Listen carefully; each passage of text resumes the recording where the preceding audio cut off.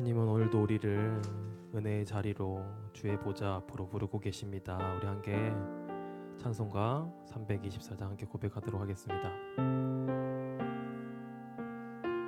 예수 나를 오라 하네, 예수 나를 오라 하네, 예수 나를 오라 하네. 어디든지 주를 따라 주와 같이 가. 다시 한번 고백합니다. 예수 나를 오라네, 예수 나를 오라네, 예수 나를 오라네. 어디든지 주를 따라 주와 같이 가려네. 주의 인도하심 따라, 주의 인도하심 따라, 주의 인도하심 따라. 어디든지 주를 따라 주와 같이 다시 한번 찬양합니다. 예수 나를 오라네, 예수 나를 오라네, 예수 나를 오라네. 어디든지 주를 따라 주와 같이 가. 주의 인도하심 따라, 주의 인도하심 따라, 주의 인도하심 따라. 어디든지 주를 따라 주와 같이 가. 주가 크신 은혜 내려, 주가 크신 은혜 내려 나를 항상 돌보시고 크신 영광 보여주며 나와 함께 가시네. 주의 인도하심 따라, 주의 인도하심 따라, 주의 인도하심 따라. 어디든지 주를 따라 주와 같이 가. 주님이 오늘 내게 은혜를 내려주실 겁니다. 주가 크신 은혜 내려, 주가 크신 은혜 내려 나를 항상 돌보시고 크신 영광 보여주며 나와 함께 주님을 이 시간 따라가기 원합니다. 주의 인도 따라, 주의 인도하심 따라, 주의 인도하심 따라. 어디든지 주를 따라 주와 같이 주의 인도하심 따라, 주의 인도하심 따라, 주의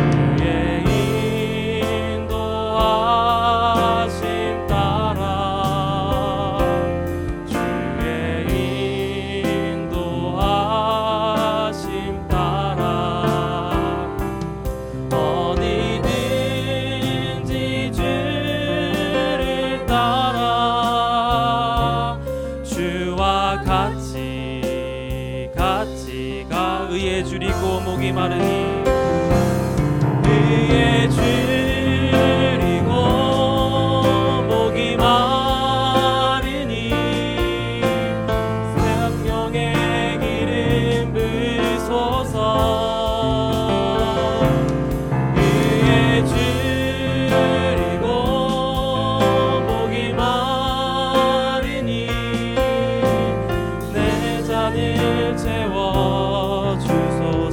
마음이 상한 자를 고치시는 주님, 마음이 상한 자를 고치시는 주님, 하늘의 아버지 날 주관하소서. 주의 길로 인도하사 자유케 하소서. 새 일을 행하사 분케 하소서. 의에 줄이고 의에 줄이고 목이 마르니 성령의 기름 부으소서.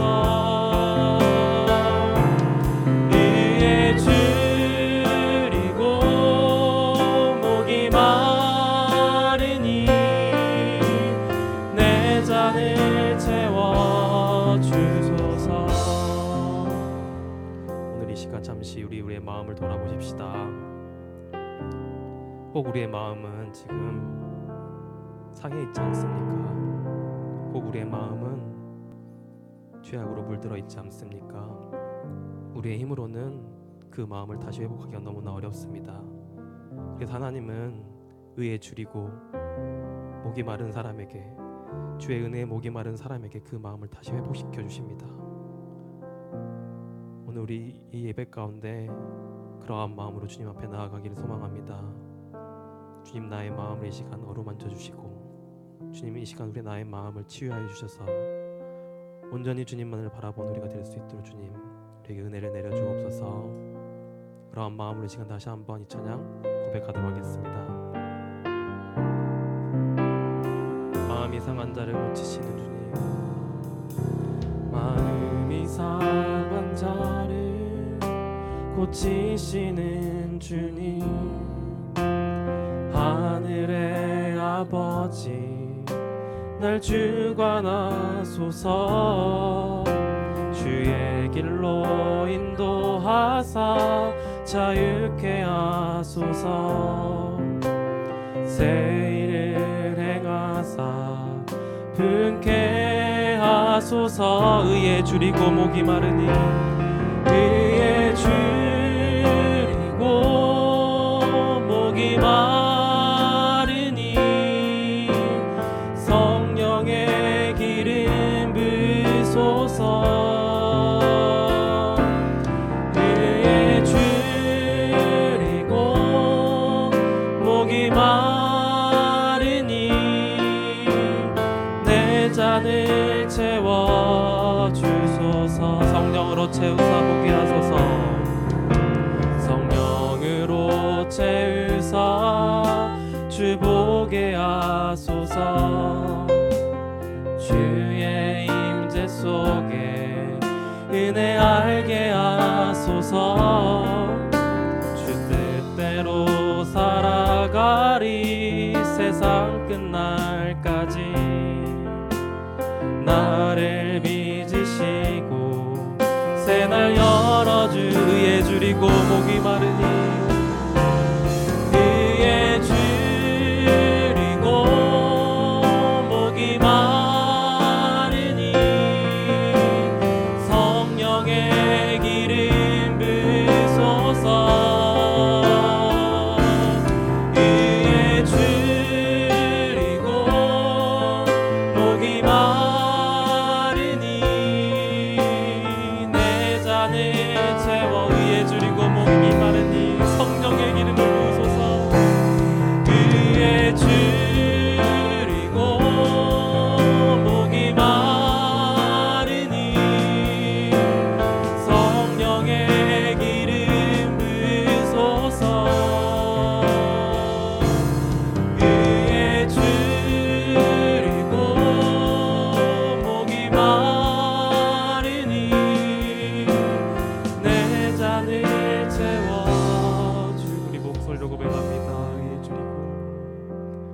위에 줄이고 목이 마르니 성령의 기름 부소서.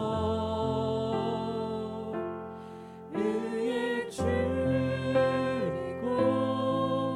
목이 마르니 내 잔을 채워 주소서. 우리 이 시간 함께 기도하기를 원합니다. 주님, 이 시간 우리에게 은혜를 허락하여 주옵소서. 주님, 나의 잔을 주의 은혜로 가득 채우는 시간이 되게 하여 주옵소서. 병들어버린 내 마음이 이 시간 다시 회복되고 어그러졌던 나의 마음이 다시 한번 회복되어 온전히 주님을 바라보는 그러한 인생을 살아갈 수 있도록 주님 축복하시고 역사하여 주옵소서. 다 같이 함께 기도하도록 하겠습니다. 주님, 오늘 이 시간 우리가 주님 앞에 나아가길 소망합니다. 주님, 이 시간 나의 마음을 돌이키길 소망합니다. 주님을 바라보지 못하고 욕심 가운데 빠져버렸던 나의 마음을 이 시간 우리 다시 한번 회복하는 우리 가슴뼈가 육들이 되게 하여 주시옵소서. 주의 성령의 로우로 역사하여 주옵소서.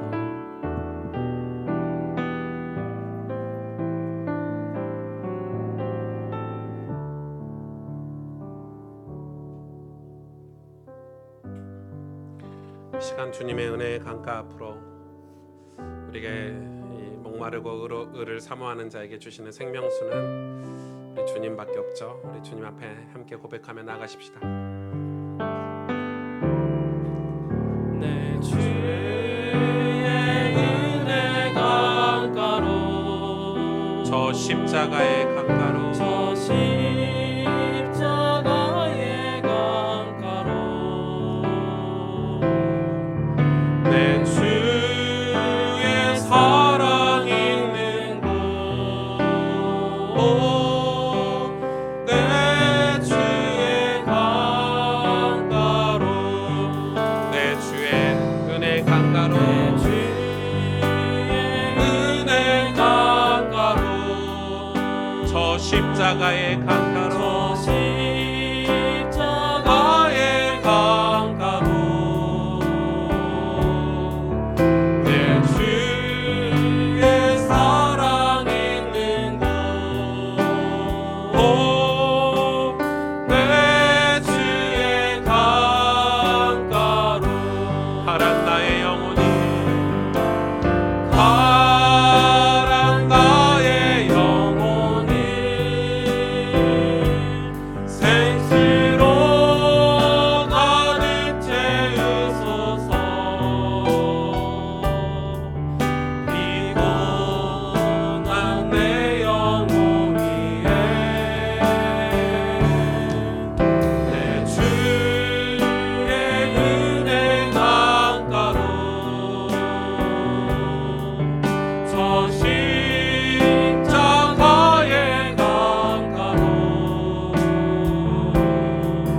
내 주의 사랑 있는 곳 내 주의 가란 나의 영혼을 가란 나의 영혼을 생수로 채우소서. 생수로 가득 채우소서. 피곤한 내 영혼 위에 내 주의 은혜 강가로 저 십자가의 강가로 내 주의 사랑 있는 곳 내 주의 강가로. 이 시간에 우리 하나님 앞에 우리의 마음을 열고 또 하나님의 은혜를 받기 위해서 그 긍휼을 그 위로와 자비를 얻기 위해서 같이 기도하기를 원합니다. 우리는 순례자입니다. 그렇죠? 천성을 향해서 천국을 향해서 가는 순례자인데 가다가 길을 잃기도 하고 먹을 게 떨어져서 굶주리기도 하고 세상에 그런 험한 그런 산길을 굽이굽이 걸어가야 될 때도 있고 무서운 맹수의 위험과 그런 맹수들의 위험 속에 그런 노출될 때도 참 많습니다. 우리 인생이 그렇지 않나 싶습니다. 우린 믿음으로 살겠다고 천국을 향해서 가지만 막상 살아간 우리 세상 속에서 살아간 우리의 삶들은 참 어렵고 마음이 참 힘들고 목사인 저도 힘든데 여러분 오죽하시겠습니까? 참 위로가 필요하고 쾌락을 쫓기도 하고 또 낙심하기도 하고 또 성공을 향해서 번영을 향해서 가는데 잘 안 되기도 하고 수많은 그런 부딪힘과 어려움 속에서 우리는 살고 있는데 하나님이 그 천성을 향해서 가는 순례자들에게 쉼터로 이 교회를 전 허락해 주셨다고 생각합니다. 그래서 잠시 쉬는 이 교회 여정 속에서 잠시 머물러 생수를 얻어 마시기도 하고 이곳에서 다시 지도를 펼쳐서 인생의 방향을 재조정하기도 하고 또 위험한 맹수로부터 위험을 피해서 이곳에서 위로를 얻고 안식을 얻기도 하고 평안을 우리 마음에 회복해서 다시 세상에 나가서 싸우고 그 믿음의 길을 갈 수 있는 힘을 얻는 그곳이 오늘 주일 예배가 아닌가 저는 생각을 합니다. 여러분 오늘 주일 이 예배를 헛되이 허투루 보내지 않기를 원합니다. 우리가 오늘 은혜를 받아야 되겠고 힘을 얻어야 되겠고 이곳에서 하나님의 위로를 받아야 되겠는데 하나님 우리의 예배를 축복하여 주시고 우리 공동체의 포럼과 교제함을 축복하여 주시고 거룩한 자의 모임인 이 예배가 사람들에게 위로가 되고 힘이 되며 우리에게 안식이 되는 그런 축복된 예배가 될 수 있도록 하나님 오늘 우리 모임 가운데 함께 해주시고 성령을 기름 부어 주시옵소서. 우리 마음 가운데 하나님 그래서 오늘도 말씀과 예배를 통해서 하나님 앞에 고백하는 고백들을 통해서 우리 마음에 위로를 얻는 축복된 시간이 되게 하여 주옵소서. 우리 함께 하나님 앞에 함께 기도하도록 하겠습니다. 하나님 감사합니다. 은혜를 주시니 오늘 이 시간 성령으로 역사하시고 함께 예배드리는 시간이 될 수 있도록 주님 축복하시고 역사하여 주옵소서. 오직 주님을 바라보는 시간이 될 수 있도록 우리 하나님을 펼쳐서 주님을 이루게 하여 주옵시고 우리 가운데 있는 욕심들을 내려 우리가 주님과 동행하고 예수님과 동행하고 말씀과 동행하는 인생을 살지만 세상에서 살아간 우리의 삶들은 참 부족하고 연약하고 넘어지며 좌절하며 하나님 우리의 마음이 힘이 들고 어려울 때가 너무나도 많습니다. 순례자의 길 믿음의 길을 가는 우리에게 하나님 오늘도 이곳에서 위로를 얻게 하시고 생명 샘물에서 나오는 생수를 얻어 마시게 하시며 우리의 인생의 나침판을 펼쳐 지도를 펼쳐 우리의 가는 길이 맞는지 확인하는 하나님 하늘로부터 내려오는 그 위로와 안식을 얻는 시간이 되게 하여 주시옵소서. 영혼의 쉼이 되는 시간이 되게 하여 주옵소서. 우리의 마음에 하나님 주신 그 평안과 위로와 힘을 얻는 시간이 될 수 있도록 오늘 우리의 예배가 하나님 앞에 복된 예배가 되기를 원합니다. 오늘 우리 공동체의 교제함과 우리 거룩한 자의 모임이 주님이 기뻐하시는 모임이 될 수 있도록 하나님 역사하시고 함께 해주시기 원합니다. 하나님 성령으로 우리와 함께 하시고 은혜를 내려주시고 오심이 역사하시며 인도하실 줄 믿사오니 축복하여 주시옵소서. 우리의 신앙을 하나님 앞에 한 목소리로 고백합니다. 전능하사 천지를 만드신 하나님 아버지를 내가 믿사오며 그 외아들 우리 주 예수 그리스도를 믿사오니 이는 성령으로 잉태하사 동정녀 마리아에게 나시고 본디오 빌라도에게 고난을 받으사 십자가에 못 박혀 죽으시고 장사한 지 사흘 만에 죽은 자 가운데서 다시 살아나시며 하늘에 오르사 전능하신 하나님 우편에 앉아 계시다가 저리로서 산 자와 죽은 자를 심판으로 오시리라. 성령을 믿사오며 거룩한 공회와 성도가 서로 교통하는 것과 죄를 사하여 주시는 것과 몸이 다시 사는 것과 영원히 사는 것을 믿사옵나이다. 아멘. 순례자의 여정을 가는 저와 여러분이 오늘 바라볼 곳은 저 높은 곳이죠. 함께 찬송으로 고백합니다. 저 높은 곳을 향하여 날마다 나아갑니다. 내 뜻과 정성 모아서 날마다 기도하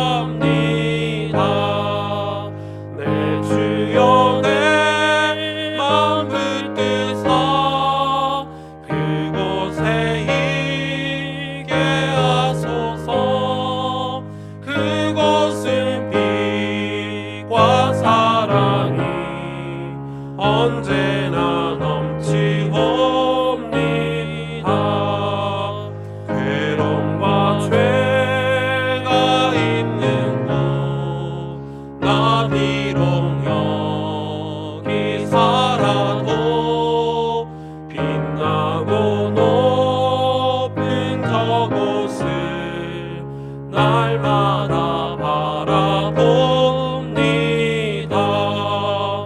내 주여 내 맘 붙드사 그곳에 있게 하소서. 그곳은 빛과 사랑이 언제나 넘치옵니다. 의심의 한계 거치고 근심의 그름 없는 곳 기쁘고 참된 평화가 거기만 있사옵니다. 내 주여 내 맘 붙드사 그곳에 있게 하소서. 그곳은 빛과 사랑이 언제나 넘치옵니다. 험하고 높은 이 길을 쌓으며 나아갑니다. 다시금 기도하오니 내 주여 인도하소서. 내 주여 내 맘 붙드사 그곳에 있게 하소서. 그곳은 빛과 사랑이 언제나 넘치고 내 주를 따라 올라가 내 주를 따라 올라가 저 높은 곳에 우뚝 서 영원한 복락 누리며 즐거운 노래 부르리. 내 주여 내 맘 붙드사 그곳에 있게 하소서. 그곳은 빛과 사랑이 언제나 넘치옵니다.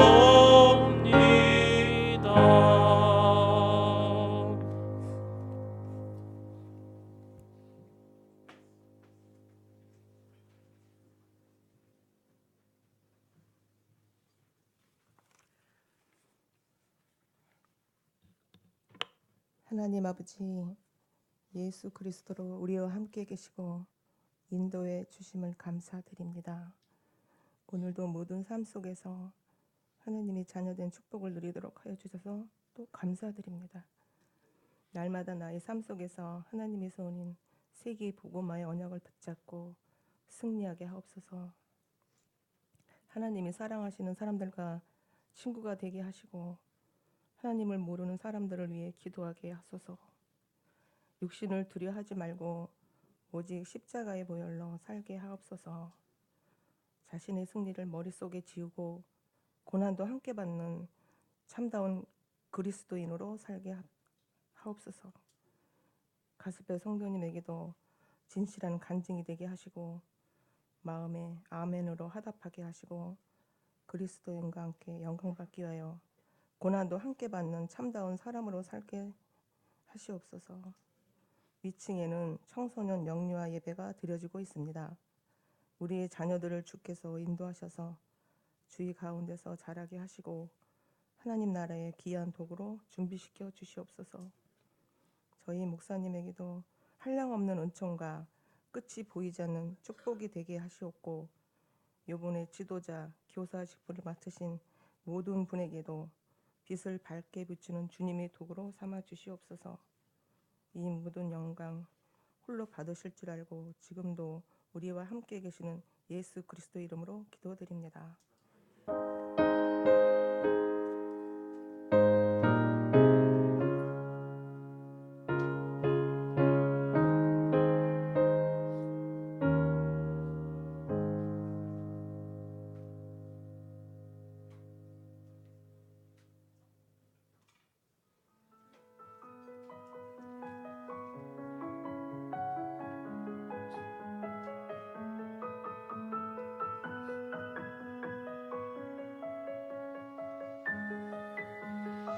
How do you explain this, that 9 years ago you're coaching in high school and here you are with this trophy? I can only give the praise to my Lord and Savior Jesus Christ for giving me this opportunity. And I'm going to tell you something. I got the best players in the world. And Zach Ertz caught the game-winning touchdown.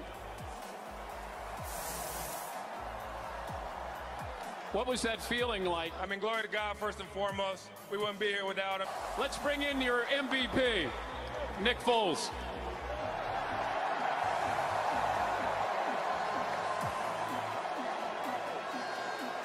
Just another game, right, Nick? Yeah, just another game. Unbelievable. All glory to God. Apple for us here is that in the NFL, since our Sundays are taken up, you can't go to church. So you have the opportunity to attend chapel, which is like a small church service, and we're able to get our word in. Every Monday night, we have a couples Bible study. We have a Thursday night team Bible study, and then Saturday nights, we actually get together the night before the game and just kind of pray, talk through the word, what guys have been reading, what they're struggling with, and just kind of keep it real with each other. To have that here in an NFL facility like this, it's really special. How important is it for you to use your platform to glorify God? I mean, it's huge. Our number one goal on this earth is to make disciples. That's the only job that we want to do. So Faith in Football this Sunday is huge. This is a platform that we have to draw people to the Word, to Jesus. It's something that we don't take for granted by any means. It's obviously responsibility, but we love that.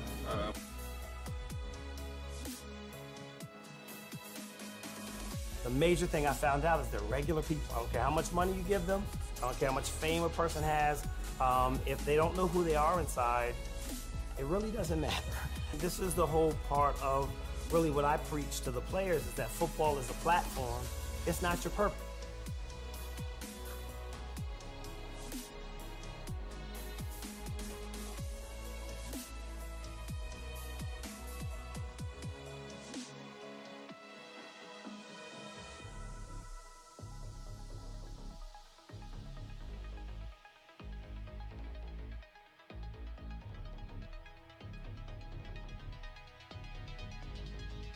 That faith alone in Jesus is what leads to salvation, and then the works come out of your salvation. All we have to do is just put our faith in Jesus and believe in Him, and that's it. We just have to accept that. Don't miss that grace. Accept it. The second thing we talked about was the value of community. The value of good relationships, the friends and the people you keep around. Take an inventory of it. You have people in your life that are going to be building you up. Are you building others up? Take inventory of that, and I challenge you to look for that if you don't have it. And then the last thing we talked about was what's our purpose? What's our mission? Again, we talked about we all have a different mission field. We all have different gifts or different callings. But we have the same mission. It doesn't matter who you are. It doesn't matter where you're from or what your job is. We all have the same mission, and that's to spread the gospel and tell the world about Jesus.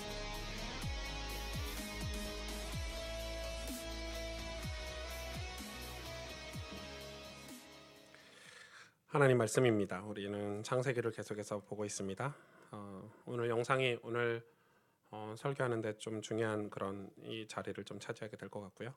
오늘 창세기 11장 1절에서 9절 말씀을 제가 대신 봉독해 드립니다. 온 땅의 언어가 하나요, 말이 하나였더라. 이에 그들이 동방으로 옮기다가 시날 평지를 만나 거기 거류하며 서로 말하되 자 벽돌을 만들어 견고히 굽자 하고 이에 벽돌로 돌을 대신하며 역청으로 진흙을 대신하고 또 말하되 자 성읍과 탑을 건설하여 그 탑 꼭대기를 하늘에 닿게 하여 우리 이름을 내고 온 지면에 흩어짐을 면하자 하였더니 여호와께서 사람들이 건설하는 그 성읍과 탑을 보려고 내려오셨더라. 여호와께서 이르시되 이 무리가 한 족속이요 언어도 하나이므로 이같이 시작하였으니 이후로는 그 하고자 하는 일을 막을 수 없으리로다. 자 우리가 내려가서 거기서 그들의 언어를 혼잡하게 하여 그들이 서로 알아듣지 못하게 하자 하시고 여호와께서 거기서 그들을 온 지면에 흩으셨으므로 그들이 그 도시를 건설하기를 그쳤더라. 그러므로 그 이름을 바벨이라 하니 이는 여호와께서 거기서 온 땅의 언어를 혼잡하게 하셨음이니라. 여호와께서 거기서 그들을 온 지면에 흩으셨더라. 아멘.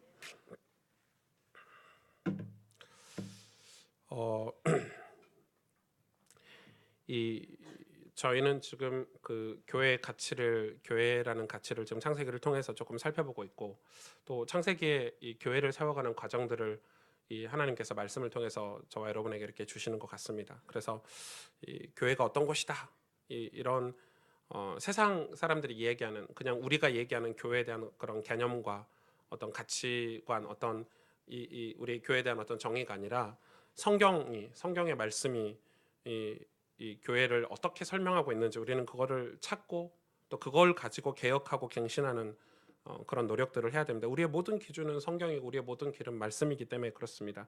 그것을 벗어나는 것은 여러분 생사와 관련이 있습니다. 여러분 교회가 하나님 말씀과 성경을 벗어나는 건 생사와 관련이 있는 일이기 때문에 우리는 사실 늘 그 부분을 주의를 해야 됩니다. 여러분 교회가 이해가 되지 않으면 신앙생활 한계가 반드시 옵니다. 교회가 이해가 되지 않고 내가 교회의 거룩한 공동체와 어떤 건강한 관계를 맺고 있느냐가 이 신앙이 성숙하고 그렇지 않고 도태되고의 차이를 많이 둡니다. 그렇기 때문에 교회를 이해하지 않으면 이 신앙생활의 한계가 굉장히 많습니다. 그리고 또 하나는 이 교회는 우리 모두가 다 지체이기 때문에 이렇게 조직도 많은 것입니다. 여러 가지의 조직들이 있고 그런 상황인 거죠. 근데 보통은 이제 이 사람들이 하나님 나라의 것, 이 뭐든지 다 하나님께서 나왔잖아요. 도덕도 하나님에게서 나왔고 정의도 하나님에게서 나왔고 우리의 번영과 축복도 다 하나님에게서 나왔는데 그 하나님의 나라의 것을 훔쳐서 이 세상에서 잘 살아가는 것이, 잘 살려고 하는 것이 그런 우리의 삶인데 사실은 그건 틀린 삶이죠. 많은 교회를 그런 식으로 정의를 내립니다. 그러나 반대로 교회는 어떤 거죠? 우리가 그 하나님 나라에 들어가고자 하는 게 교회인 것입니다. 우리가 그 하나님 나라에 입성하려고 하는 게 사실은 진짜 교회죠. 그리고 그 하나님 나라에 입성하기 위한 어떤 그 길이 바로 교회 공동체, 우리가 이 땅에 지교회로 세워두신 저와 여러분이 섬기고 있는 이 교회 공동체가 그 하나님 나라에 입성하는 길이 되는 것입니다. 저는 젊었을 때부터 교회에 좀 관심이 많아서 정말 많은 교회들을 가봤습니다. 부산에서 신학교를 졸업하고 학부를 졸업하고 이제 연구원 가기 전에 제가 연구원에 바로 입학하지 않고 1년을 쉬었거든요. 왜 1년을 쉬었냐면 이 교회를 좀 돌아보고 싶었습니다. 그래서 이제 수도권에 있는 유명한 교회들, 또 제가 해외 집회를 가면 꼭 그 지역에 있는 그 유명한 교회들, 제가 책으로 봤던 그런 목사님들의 교회들을 항상 방문을 했습니다. 그래서 여러분이 생각하는 거 이상으로 저는 교회들을 많이 방문을 했습니다. 아마 한국에 네노라는 목사님들 교회는 거의 다 그 당시에 방문을 했던 것 같습니다. 가면 교회마다 다 특징이 있습니다. 어떤 교회들은 오늘 본 것 같이 콘서트장 같습니다. 오늘 본 것 아주 조명도 콘서트장 같고, 저는 이제 한동안 그거에 훅 해가지고요. 제가 막 청소년 사역할 때 저희 장로님에게 조명 좀 달아주세요.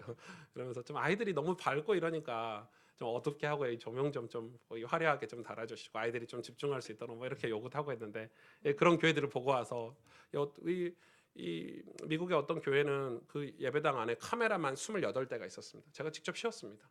여러분 이 방송국도 카메라가 28대씩 주지 않습니다. 그래서 이 싱어들 찬양하는 모습들을 다 하나하나 조명을 하고요. 개인 카메라가 있고 무슨 방송국처럼 그렇게 이 시스템을 잘 갖춰놓은 교회들도 있었습니다. 어떤 교회는 교회 건물이 밖에서 봤을 때 엄청 창고 같았습니다. 완전 창고입니다. 그냥 우리 뭐 이마트 뭐 롯데마트 하는 그런 교회가 그렇게 생겨서 무슨 교회가 이렇게 창고같이 지어놨냐고 안에 가봤더니 안에는 신세계입니다. 안에는 얼마나 좋은지. 근데 왜 창고같이 지었냐고 제가 물어보니까 교회가 계속 성장하고 부흥하니까 돈을 들여서 화려하게 건축을 하지 않고 계속 뜯고 다시 건축하고 뜯고 건축하기 위해서 창고 같은 형태로, 그리고 그 교회에서 나오는 건축 헌금은 아이들의 프로그램, 이 성도들의 이 영적 성장을 위한 프로그램에 다 쏟는다고 합니다. 그래서 그 교회에서 아이들을 케어하고 아이들을 돌보고 또 많은 사역하는 건 전부 페이를 지급을 하더라고요. 전부 페이를 지급해서 주일날 성도들이 와서 편안하게 예배드릴 수 있는 모든 시스템을 다 그런 교회도 있었습니다. 또 제가 어떤 교회는 이 지교회가 수백 개인 교회도 있습니다. 교회는 하나인데 이 도시마다 지역마다 교회를 세우는 것입니다. 그래서 지교회가요 수도 없이 많았습니다. 그리고 중앙에서는 우리나라에도 그런 교회가 있죠. 나들목 교회라고. 중앙은 시스템 이 중앙에서는 개 지역 교회를 서포터하는 중앙 시스템을 가지고 모든 행정과 그 사역들을 점검하고 진행하는 그런 중앙 시스템을 가진 아주 특수한 저는 이 미국의 그런 교회를 보고 좀 대단하다. 팀켈러 목사님 교회가 약간 그런 형태의 교회죠. 많은 도시의 교회들을 세우고 중앙에서 그 교회가 이 필요한 것들을 공급하는 그런 시스템입니다. 신학교를 훈련시켜서 목사를 파송해주고 또 행정을 공급해주고 교육 프로그램을 공급해주고 이런 교회들도 있습니다. 여러분 저는 이런 수많은 교회들을 가봤습니다. 그리고 또 반대로 여러분 잘 되는 교회만 제가 본 게 아니라 잘 안 되는 교회들도 가봤습니다. 여러분 성도가 1명 있고 2명 있어서 이 목회자가 택시 운전을 하고 또 노가대에서 노가대를 뛰기도 하고 또 대리운전을 하기도 하고 서울에만 해도 목사님들이 이 목회에 전념하지 않고 그 투잡을 뛰는 목사들이 한 3만 명 정도 된다고 합니다. 서울에만 약 3만 명 정도. 뭐 어떤 목사님들은 5만 명이다 뭐 어떻게 하는데 이 중앙의 그 교단에서 발표한 건 한 3만 몇천 명 정도 된다고 합니다. 3만 몇 명은 교회가 이 미자립 교회라는 거죠. 여러분 이런 양극화 시대를 저와 여러분은 살고 있습니다. 이 하나님이 우리 교회는 어떤 교회로 부르셨을까? 저는 진짜 많이 고민이 많습니다. 이 가스펠 교회를 어떤 교회로 부르셨을까? 이 교회를 하나님이 왜 세우셨을까? 물론 알고 있습니다. 저는 이 하나님이 저 목회자인 저의 캐릭터, 이 저의 어떤 인격, 저의 신앙, 저의 그릇을 하나님이 전적으로 사용하신다는 걸 알고 있습니다. 교회는 이 목회자를 하나님이 사용하시기 때문에 그걸 부인할 수 없습니다. 그래서 제가 그 지경을 넓히고 제가 그 지혜를 천국의 지혜를 가지려고 하나님 앞에 발버둥 치는 어떤 노력을 하고 있고 제가 장로님들께 저를 보호해 달라고 제가 타락하지 않도록 제가 다른 길로 가지 않도록 저를 보호해 달라고 늘 부탁을 드리고 있는 것입니다. 저는 주님의 종으로 주님의 뜻을 찾고 그 뜻을 심부름해야 되는 그런 목사입니다. 그렇기 때문에 여러분 이 다른 세상의 교회들도 많지만 여러 형태의 교회들이 참 많지만은 날마다 성령을 의지하고 하나님의 말씀과 복음으로 개혁하고 갱신하려고 노력을 하고 있습니다. 그래서 이 본질적인 교회에 대한 성경이 말씀하시는 그런 이해를 우리가 놓치면 그게 우리 신앙에도 타격이 옵니다. 타격이 옵니다. 많은 분들이 교회를 선택할 때 나하고 맞는 교회를 선택할 때 잘 선택을 못합니다. 왜냐하면 이 교회 가면 편한 거를 찾습니다. 교회의 편리주의를 찾습니다. 그런데 100% 교회가 가서 편하고 편리하면 내 신앙은 반대로 죽습니다. 가까운 교회, 요즘은 여러분 가까운 교회가 의미가 없습니다. 여러분 서울에서 그 부산의 이 제일 큰 교회죠. 수영로 교회는 서울에서 약 한 200~300명이 매주일 부산으로 내려가서 예배를 드린다고 합니다. 그래서 수영로 교회 버스가 부산 김해공항에 한 서너 대가 늘 주차돼 있고. 그러니까 여러분 요즘은 이제 그런 시대가 지났습니다. 이제 가까운 교회를 가고 내가 그냥 가서 좀 주차장 편한 교회 가고 이런 시대가 지났습니다. 왜냐하면 가까운 교회 가서 영적으로 다 죽으면 무슨 의미가 있습니까? 여러분 지금은 여러분 말씀이 여러분에게 책망이 되고 도전이 되고 갱신이 되는 교회를 찾으셔야 됩니다. 말씀이 달콤하기만 해서는 안 됩니다. 물론 은혜 받아서 달콤한 의미가 있지만은 말씀이 내게 너무너무 기쁘고 좋기만 해서는 안 됩니다. 말씀이 내게 책망이 되고 내 삶을 도전하고 내 삶의 어떤 잘못된 부분을 깨우쳐주는 말씀이 우리에게 맞는 말씀 아닙니까? 솔직히 그렇죠. 그게 좋은 교사고 학교도 그게 좋은 교사고 하다못해 학원 선생님도 그게 좋은 선생님이지 않습니까? 여러분 우리는 그런 교회를 찾아야 되고 그런 신앙생활을 우리가 영적으로 살기 위한 신앙생활을 해야 됩니다. 그런데 보통은 교회에 대한 이해가 잘 없기 때문에 그냥 어떤 부분에 있어서 불편하고 어떤 부분에 있어서 이 편리하고 이런 걸 기준으로 해서 교회를 선택하는데 참 안타깝습니다. 여러분 신앙은 어떤 영적인 싸움이기 때문에 우리가 말씀으로 내 영혼을 살리고 우리 가정을 살리는 어떤 영적인 부분이 굉장히 많습니다. 요한계시록 12장 13절에서 17절에 교회에 대해서 이렇게 설명하고 있습니다. 용이 자기가 땅으로 내쫓긴 것을 보고 남자를 낳은 여자를 박해하는지라. 여기서 남자를 낳은 여자가 누굽니까? 이 교회죠. 교회. 여자는 교회를 상징합니다. 남자를 낳은 여자를 박해하는지라. 그 여자가 큰 독수리의 두 날개를 받아. 이 독수리의 두 날개는 이 에스겔서에도 그랬고 요한계시록에도 그렇고 하나님이 주시는 그 능력과 힘을 이야기하는 거죠. 사랑과 공의를 상징을 합니다. 두 날개를 받아 광야 자기 곳으로 날아가 거기서 그 뱀의 낯을 피하여 한 떼와 두 떼와 반 떼를 양육받음에 여자의 뒤에서 뱀이 그 입으로 물을 강같이 토하여, 물은 여러분 심판을 뜻하잖아요. 재앙과 저주를 뜻하잖아요. 물을 강같이 토하여 여자를 물에서 떠내려가게 하되 땅이 여자를 도와. 여기서 땅은 하나님 창조 세계, 하나님 나라 배경을 이야기합니다. 땅이 여자를 도와 그 입을 벌려 용의 입에서 토한 강물을 삼키니 용이 여자에게 분노하여 돌아가서 그 여자의 남은 자손 곧 하나님의 계명을 지키며 예수의 증거를 가진 자들과 더불어 싸우려고 바다 모래 위에 서 있더라. 이게 우리의 현실입니다. 우리의 모습입니다. 여러분, 용, 마귀, 여기서 뱀도 나오죠. 마귀의 쫄개들, 사단들, 이 귀신들. 지금 누구하고 싸우고 있습니까? 여자와 싸우려고 하고 있습니다. 여자, 교회입니다. 왜요? 여자가 아들을 낳습니다. 여자가 하나님의 백성들을 낳고 구원의 역사가 일어나는 곳이 교회입니다. 여러분, 교회가 아무리 타락하고 무너져도 하나님은 또 교회를 세우십니다. 하나님의 방법은 교회밖에 없습니다. 그래서 모든 공격이 다 교회로 옵니다. 모든 유혹과 공격이 다 교회로 옵니다. 저는 이 조그만 교회 목회를 하는 아주 젊은 목사인데도 불구하고 제 스스로 복음의 훈련이 잘 돼 있고 경건한 삶을 산다고 노력하는 목사임에도 불구하고 하루에 수도 없는 유혹을 받습니다. 그 유혹이 뭐 그냥 세상적인 유혹이기도 하는 모습도 있지만은 내면의 유혹도 굉장히 많습니다. 끊임없이 싸워야 되는 것입니다. 근데 알고 봤더니 이런 영적인 세계가 있고 영적인 배후가 있다는 것입니다.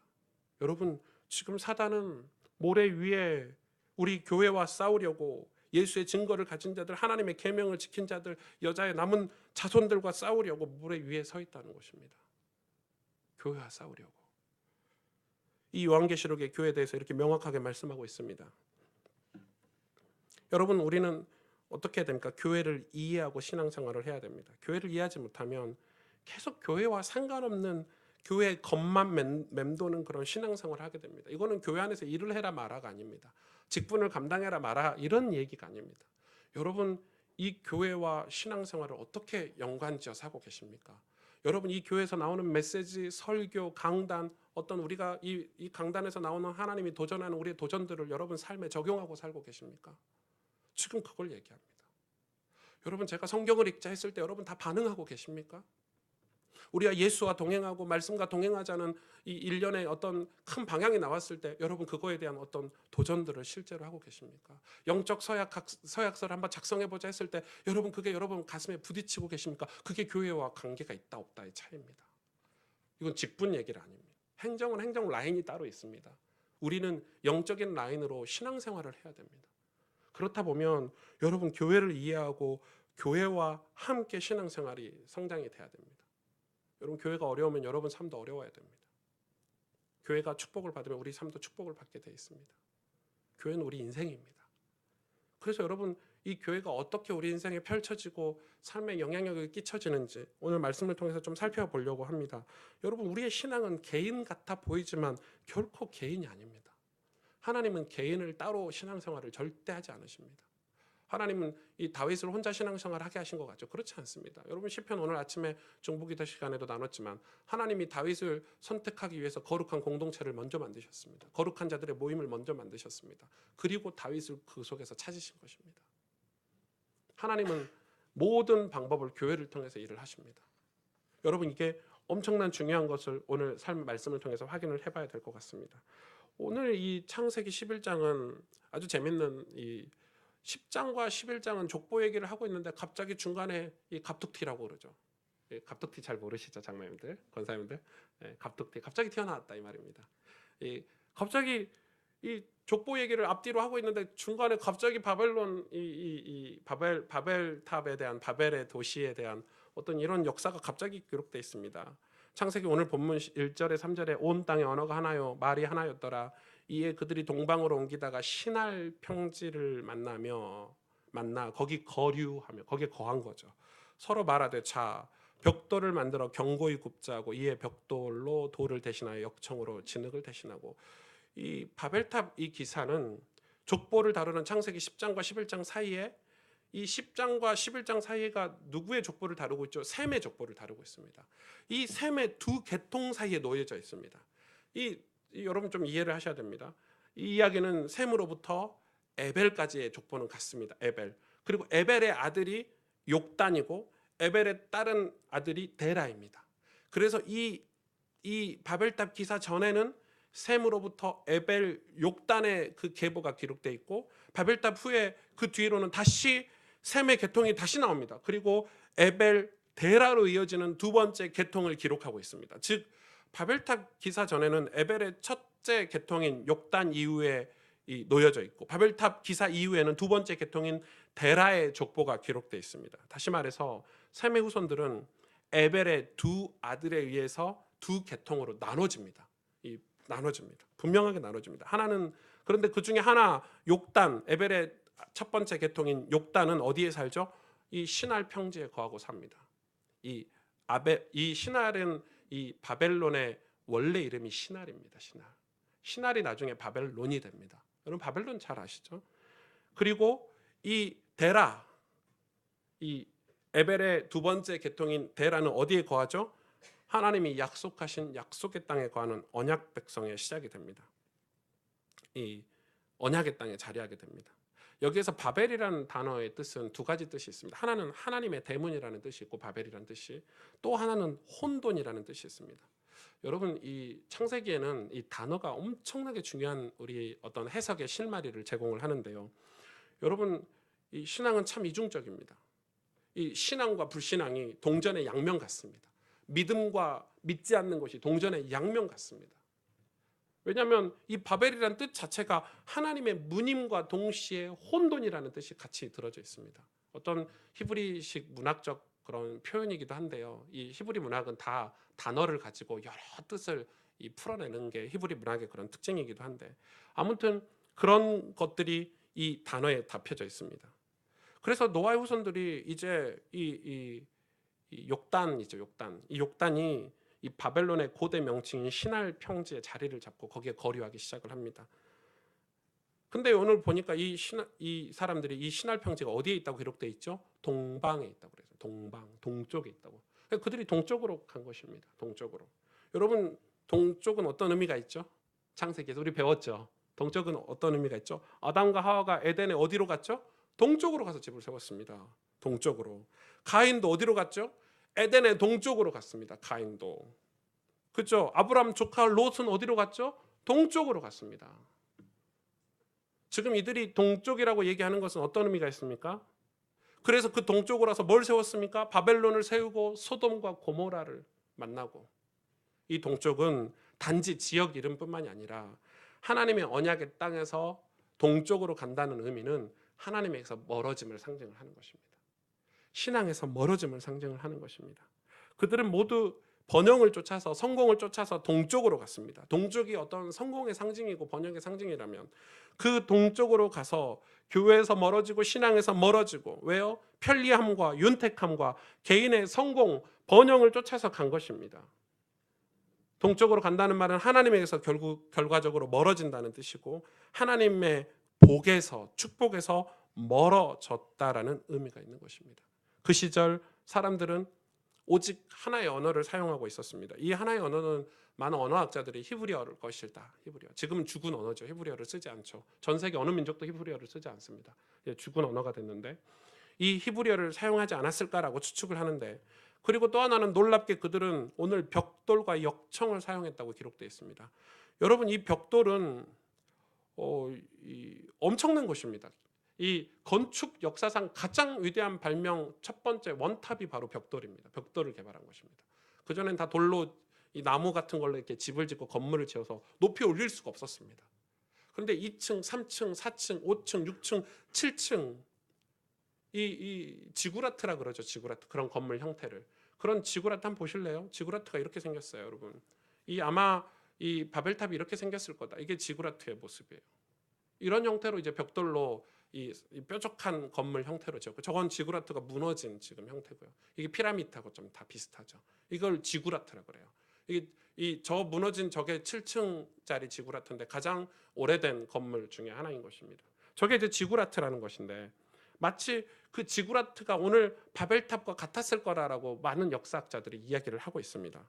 근데 어떤 식이냐? 피라미드처럼 삼각형으로 경사를 이루고 중앙에 계단을 만듭니다. 그리고 그 계단으로 만들어서 꼭대기에 오르면 그 위에 조그만 신당을 반드시 만듭니다. 신당, 제사 드릴 수 있는 신당. 거기 그들의 사상이, 히브리인들의 사상이 뭐냐면 그 신당에 신이 잠깐 내려와 만난다고들 생각을 한 것입니다. 그래서 반드시 그 건물 꼭대기에는 신당이 있습니다. 저는 이거를 어디서 봤냐면 인도에서 봤습니다. 힌두교 성전에서. 힌두교 성전이 이렇게 이 원탑으로 돼 있어 이렇게 돼 있어서요. 사람이 이렇게 계단으로 원으로 올라가게 돼 있더라고요. 그리고 꼭대기에 그 음란한 신을 모시고 많은 신들이 있는데 꼭대기에 그 성적인 신을 모시는 것을 저는 봤습니다. 직접. 마치 그런 것처럼. 그래서 이 고대 사람들이 이렇게 뾰족한 건물을 지은 것은 이 고대 역사학자들이 그렇게 얘기합니다. 그들이 흩어지기 하나됨을 추구하는 것. 근데 언어도 하나였고 그들이 그 언어가 하나인 그들이 더 이상 흩어지지 않기 위해서 큰 도시 성읍을 건축하고 높은 성을 지어서 하나됨을 추구했다. 이런 의미를 이렇게 담고 있다는 것입니다. 4절 5절을 볼까요? 또 말하되 근데 그렇게 지은 이유를 성경은 기록하고 있죠. 자, 성읍과 탑을 건설하여 그 탑 꼭대기를 하늘에 닿게 하여 우리 이름을 내고 온 지면에 흩어짐을 면하자 하였더니 여호와께서 사람들이 건설하는 그 성읍과 탑을 보려고 내려오셨더라. 하나님께서 직접 내려오셨다고 기록되어 있죠. 그들이 성을 세운 이유가 흩어짐을 면하기 위해서, 그리고 또 하나는 우리의 이름을 내기 위해서. 여러분, 지금 노아의 홍수가 끝난 지 얼마나 됐다고 벌써 우리의 이름을 내고 있습니까? 인간은 흩어지지 않고 자기 자신의 동질성을 유지하려고 하는 게 인간의 심리입니다. 그걸 이제 성곽심리라고 하는데, 이 심리학자들이 쓰는 표현이죠. 성곽심리. 그래서 이게 무슨 의미가 있죠? 자기 자원으로만 생존할 수 있다. 우리끼리 잘 살 수 있다. 우리끼리 힘을 모으면 흩어지지 않고 우리는 성공할 수 있다. 어떤 이 성곽심리가 모든 인간에게 다 있다고 합니다. 그래서 늘 공동체를 이루려 하고 팀을 만들려고 하고 나와 같은 사람들과 이 공동체를 형성하려고 하는 게 인간의 심리라고 하죠. 근데 여러분, 자기 자원으로만 생존할 수 있다는 어떤 교만, 이것은 뭐죠? 하나님의 거룩한 간섭에서 벗어나려고 하는 행위죠. 더 이상 우리는 하나님의 간섭을 받지 않겠다. 더 이상 하나님 우리에게 참견하지 마시라. 이게 이 성을 세운 이유이고 도시를 건설한 이유인 것입니다. 이 본질적으로는 자기의 명성, 자기의 이름을 위해서 그들은 하늘에 자기의 성을 높이 찌르는 뾰족한 형태로 지었습니다. 자기의 이름을 내기 위해서 성을 만들었다고 기록되어 있습니다. 성을 뾰족하게 만든 이유는 하늘을 향한 전쟁을 선포하는 의미라고 고대 문헌에 기록되어 있더라고요. 여러분, 하늘을 향해서 전쟁을 선포하는 거예요. 이런 거죠. 하나님이 어디 계시나 올라가 보자. 저 높이 올라가 보자. 근데 올라가봤자 7층짜리예요, 여러분. 지금으로 따지면 뭐 저희 롯데타워에 비하면은 뭐 세 발의 피인데 그 당시에는 7층이 어마어마한 거였어요. 막 엄청난 건축물이었죠, 7층이. 왜냐하면 여러분, 벽돌을 개발하기 전에는 1층 단층밖에 없었으니까요. 그러다 벽돌을 만들어서 7층짜리를 높여놓고 뭐라고 하죠? 우리의 엄청난 기술과. 하나님 얼마나 웃으셨을까요? 하나님 얼마나 웃으셨을까요? 하나님 그 당시에도 핸드폰을 아셨고 미래를 아신 하나님이시니까 그 당시 아파트를 아셨던 하나님이 요것들이 7층짜리 만들어 놓고 교만한 거 봐라. 근데 그런 거예요. 사람이 참 교만하고 어리석죠, 인간이. 우리 엄청난 기술과 능력으로 이렇게 도시를 세우고 위대한 건축물을 만들었는데 지금 이런 시대에 하나님이 어디 계시냐? 하나님 계시면 내려와 봐라. 그게 그들이 건축한 이 바벨의 이 도시를, 성을 만들고 탑을 건설한, 그래서 그들은 고대 대성전이라기보다는 인간 교만의 상징이었고 인간 제국이 추구하는 거만과 자족의 그런 화신인 거죠, 화신. 그래서 하나님이 친히 내려오셔서 그들이 하는 것을 확인하시고 심판하셨습니다. 어떻게 심판하셨는지 볼까요? 6절에서 9절에 여호와께서 이르시되 이 무리가 한 족속이 언어도 하나이므로 이같이 시작하였으니. 하나님이 원인을 찾으시죠. 하나님은 늘 원인을 찾으십니다. 이들이 무리가 한 족속이고 언어가 하나여서 이같이 시작하였으니 이후로는 그 하고자 하는 일을 막을 수 없으리로다. 자, 우리가, 하나님께서 이제 우리가 이렇게 표현을 하시죠. 이때 아마 예수님도 성령님도 같이 내려오시지 않았나. 성삼위 하나님께서 우리가 내려가서 거기서 그들의 언어를 혼잡하게 하여 그들이 서로 알아듣지 못하게 하자 하시고 여호와께서 거기서 그들을 온 지면에 흩으셨으므로 그들이 그 도시를 건설하기를 그쳤더라. 그러므로 그 이름을 바벨이라 하니 이는 여호와께서 거기서 온 땅의 언어를 혼잡하게 하셨음이니라. 여호와께서 거기서 그들을 온 지면에 흩으셨더라. 이 도시는 온 지면에 흩어짐을 면하기 위해 세운 도시지만 하나님은 그들을 온 지면에 흩으셨습니다. 하나님은 우리를 흩으십니다. 너희는 가서, 그죠? 가서 생육하고 번성하고 온 땅에 충만하라. 너희는 가서 모든 족속으로 제자를 삼아라. 하나님은 늘 우리를 흩으십니다. 그런데 우리는 뭉치려고 하죠. 하나가 되려고, 성각심리를 가지고 하나가 돼서 우리의 이름을 드러내고 우리의 힘을 과시하려고 하는 것입니다. 그런데 조금 특이한 것은 하나님이 바벨탑을 무너뜨리셨습니까? 안 무너뜨리셨어요. 바벨탑을 그대로 두셨습니다. 도시도 그대로 두셨습니다. 그리고 뭘 하셨죠? 언어를 무너뜨리셨습니다. 그러니까 여러분 사실은 이 바벨탑은 중요한 게 아닙니다. 하나님은 그걸 아신 것입니다. 이 바벨탑은 하나님 무너뜨리지 않으셨어요. 이 바벨탑은 의미가 없는 것입니다. 중요한 것은 바벨탑을 지은 그들의 심리, 그들의 마음, 그들의 교만과 거만한 마음을 하나님 무너뜨리신 것이죠. 하나님이 언어를 주셨는데 그 언어를 가지고 하나님과 소통하고 복음을 전하고 복된 소식을 전하는 데 사용하지 않고 인간끼리의 소통을 훨씬 더 중요하게 생각하고 그게 악으로 하나가 되었기 때문에 하나님이 그 언어를 흩으신 것입니다. 여러분 우리는 언어를 잘 사용해야 됩니다. 우리 언어가 사람을 죽이고 사람을 어렵게 하는 데 쓰여서는 안 됩니다. 하나님 언어를 흩으십니다. 우리 모여서 수군거리고 모여서 우리의 이름을 내기 위해서 작당을 하고 하나님 그걸 흩으신다고 하셨습니다. 그 모양을 흩으신 게 아닙니다. 언어를 흩어버리십니다.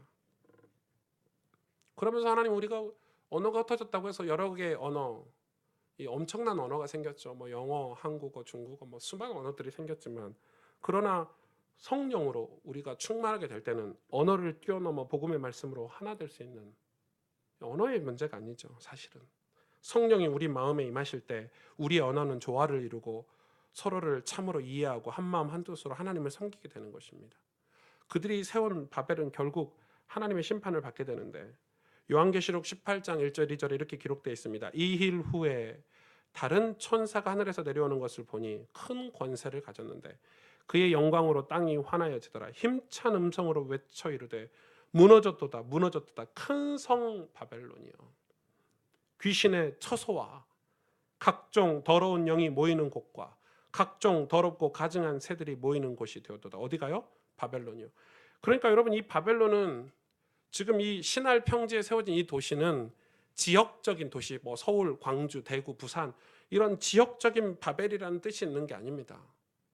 단지 이건 지역적인 도시 이름, 나라 이름만을 의미하는 게 아니라 이 인간의 교만함을 상징하고 그 배후에 사단이 역사하는 나라, 세상 나라를 상징하는 이름이 바로 바벨론입니다. 바벨론. 이 신할이 나중에 바벨론이 됩니다. 오늘 본문에 이 요한계시록에 이렇게 기록되어 있잖아요. 각종 귀신이 모여 있고 더러운 영이 모여 있고 각종 더럽고 가증한 새들이 모여 있는 곳이다. 그게 바벨론인 것입니다. 그렇기 때문에 하나님은 그 나라에 대해서 심판을 하십니다.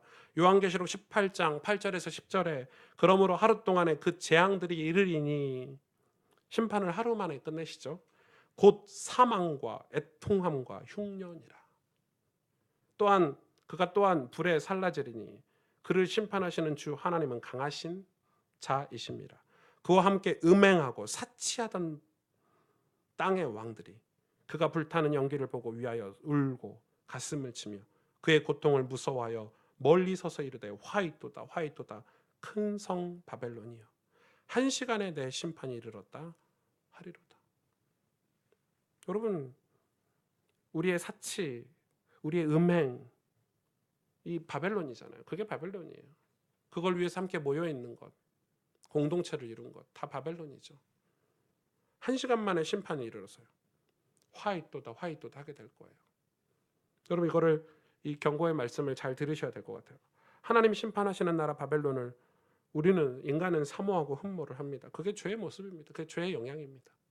죄는 우리를 그 바벨론의 심리, 그 바벨의 이 신할 평지로 가게 하고 동쪽으로 가게 하는 어떤 강력한 자석과 같은 끌림이 있는 게 죄의 모습입니다. 오늘 우리가 이 중요한 언약을 이 말씀을 통해서 좀 확인을 해야 되겠습니다. 이 요한계시록 이 19장 9절에서 10절에 기록되어 있습니다. 천사가 내게 말하기를 기록하라 기록하라. 어린 양의 혼인잔치에 청함을 받은 자들은 복이 있도다. 또 내게 말하되 이것은 하나님의 참되신 말씀이라. 내가 그 발 앞에 엎드려 경배하려 하니 그가 나에게 말하기를 나는 너와 및 예수의 증언을 받은 내 형제들과 같이 된 종이니 삼가 그리하지 말고 오직 하나님께 경배하라. 예수의 증언은 예언의 영이라 하더라. 하나님은 우리 인간에게 하나님의 영광스러운 도시를 사실은 건설하려는 사명을 저와 여러분에게 주셨습니다. 그런데 사실 그런 도시를 어디에 건설할 수 있겠습니까? 요한 칼빈은 이 제네바시를 그런 도시를 만들려고 했습니다. 실제로. 그래서 종교개혁이 한참 일어나던 때 이 세상에 하나님의 도시를 세우겠다고 제네바시를 강력한 신앙 공동체를 만들려고 했는데 실패했을까요? 성공했을까요? 완전 실패했죠. 이 칼빈도 이 복음에 뜨거워서 이 종교 개혁을 하던 뜨거운 사람이었는데 이 제네바시를 하나님의 도시로 만들려고 했는데 사실은 실패했습니다. 왜 실패했죠? 여러분 세상에 그런 도시를 만들 수 있습니까? 하나님의 도시를? 이 서울을 변화시키고 서울이 하나님의 도시가 되게 할 수 있을까요? 솔직히 말하면 아니요라고 말할 수 있습니다. 아니요. 그러면 우리가 소망하는 하나님의 나라, 하나님의 도시, 영광스러운 하나님의 도시는 어디인가요? 정확히 말하면 바로 천국입니다. 이건 너무 분명한 것입니다.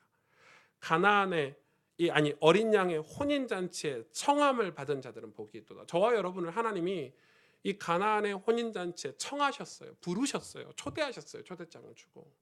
그래서 여러분 우리가 그 가나안의 혼인잔치를 향해서 가는 것입니다. 그게 순례자의 길이고 그게 천성을 향해 가는 믿음의 길이라는 것입니다. 하나님은 우리를 바벨에서 건져내시려고 이 땅에 오셨습니다. 그리고 거룩한 성 하나님의 도시 천국으로 우리를 초대하신 것입니다. 그래서 우리가 그 부르심에 대답하여 그 길을 가는 것을 뭐라고 그럽니까? 신앙생활이라 그러는 것입니다. 신앙생활이라고 그러는 것입니다. 그래서 신앙인들을 뭐라고 해야 합니까? 믿음의 사람들이 순례자들이다. 필그림, 순례자들이다. 우리는 순례자들인 것입니다. 믿음의 길을 가는 것입니다. 여러분 시간이 되시면 철로 역정을 한 번씩 다 읽어보시길 바랍니다. 연초니까. 아마 새가족 수료하면 저희 교회에서 철로 역정 책을 선물로 드리죠. 이 새가족 수료하고 아직도 안 읽어보신 분들은 꼭 읽어보시고 왜 새가족 수료하는데 철로 역정을 드리겠습니까? 교회에서. 남아 도니까 드리겠습니까? 상식적으로 생각해 보면 왜 철로 역정을 드릴까요? 중요하니까. 책 중에 가장 중요한 책이 철로 역정입니다. 성경을 제외한 첫 번째 책이 철로 역정입니다. 가장 많이 팔렸습니다. 성경 다음으로 많이 팔린 책이 철로 역정입니다. 우리는 천성을 향해 가는 순례자들입니다. 아멘. 보십시오. 요한계시록 21장 1절에서 8절에 또 내가 새 하늘과 새 땅을 보니 처음 하늘과 처음 땅이 없어졌고 바다도 다시 있지 않더라. 또 내가 보매 거룩한 성 새 예루살렘이 하나님께로부터 하늘에서 내려오니 그 준비한 것이 신부가 남편을 위하여 단장한 것 같더라. 내가 들으니 보좌에서 큰 음성이 나서 이르되 보라 하나님의 장막이 사람들과 함께 있으며 하나님이 그들과 함께 계시리니 그들은 하나님의 백성이 되고 하나님은 친히 그들과 함께 계셔서 모든 눈물을 그 눈에서 닦아주시니 다시는 사망이 없고 애통하는 것이나 곡하는 것이나 아픈 것이 다시 있지 아니하리니 처음 것들이 다 지나갔음이라. 처음 것들이 이 땅의 육신의 삶을 이야기하죠.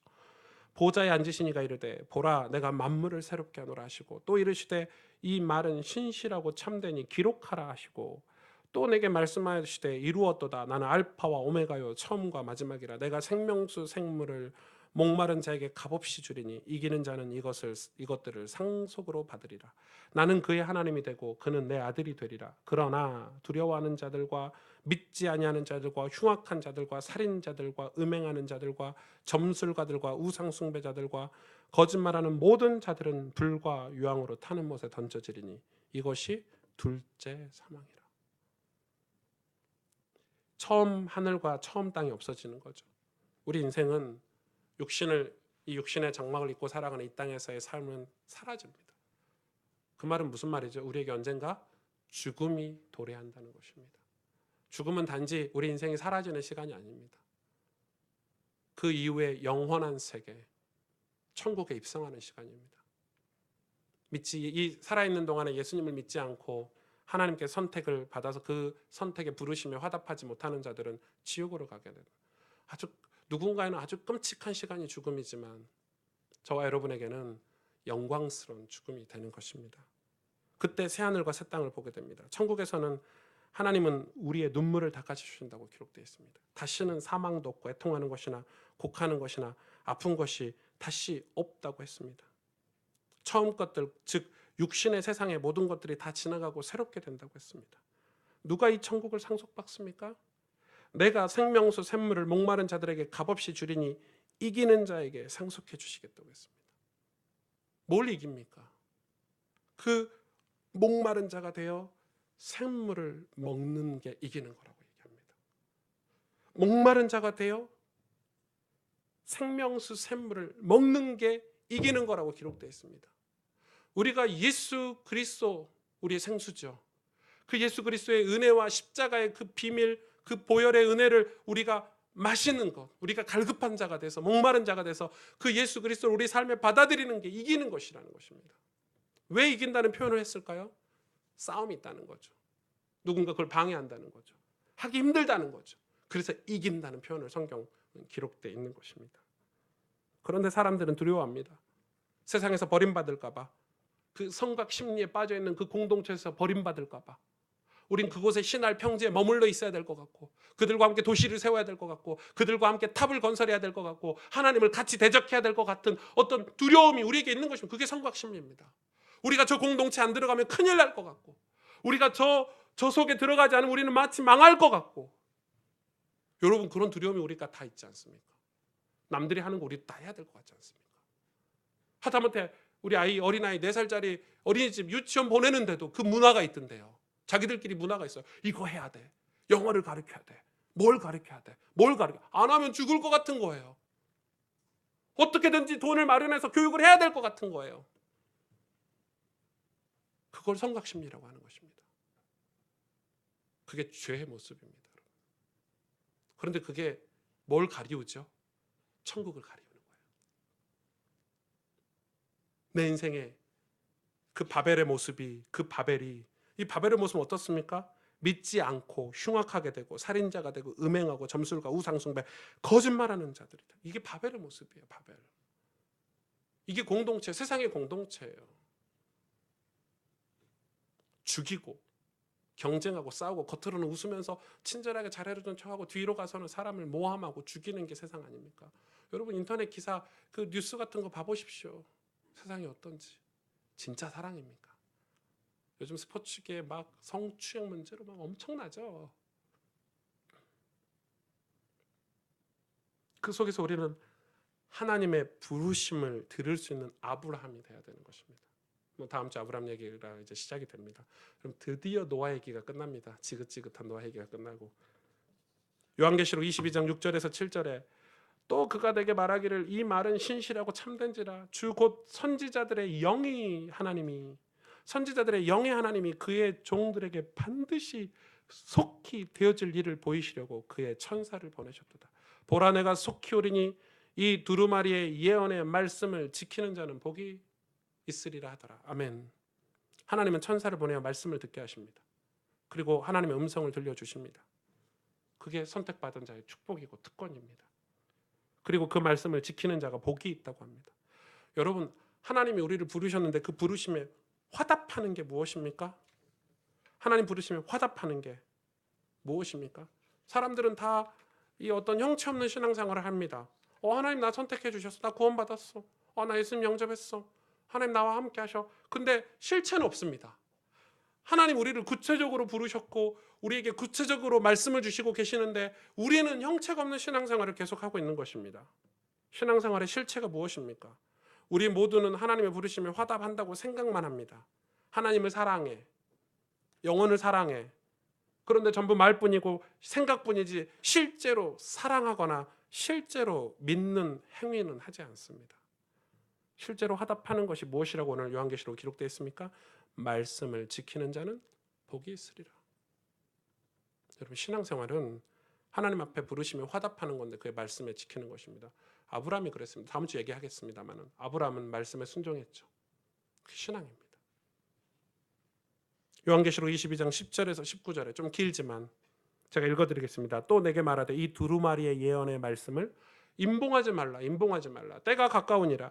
불의를 행하는 자는 그대로 불의를 행하고 더러운 자는 그대로 더럽고 의로운 자는 그대로 의를 행하고 거룩한 자는 그대로 거룩하게 하라. 보라, 내가 속히 오리니 내가 줄 상이 내게 있어 각 사람에게 그가 행한 대로 갚아주리라.